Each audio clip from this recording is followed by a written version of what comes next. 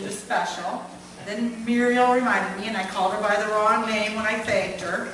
And I don't know, I'm just having a day too.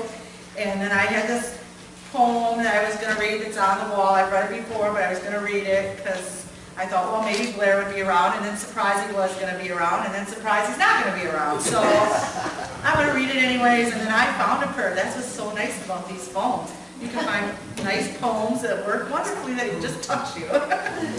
Okay, this is my garden of prayer. It's by Era Dearman, which would be Blair's great-grandma, but it's my cousin. So I was out in the garden I was out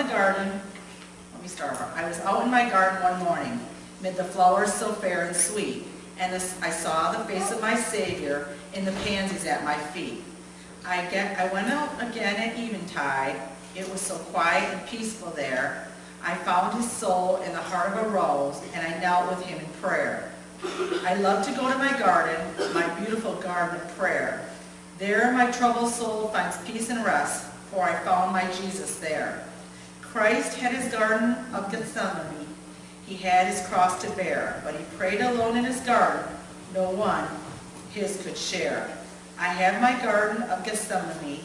I too have a cross to bear, but I take my burdens to Jesus in my beautiful garden of prayer.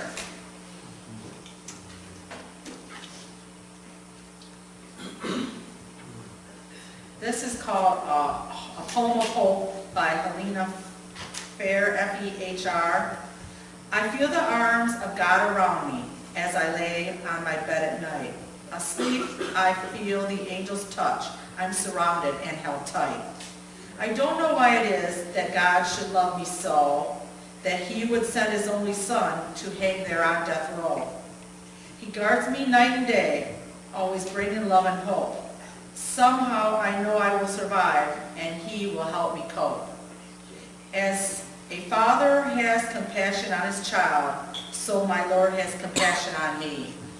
I know I can count on him. There is nowhere from his love I want to flee.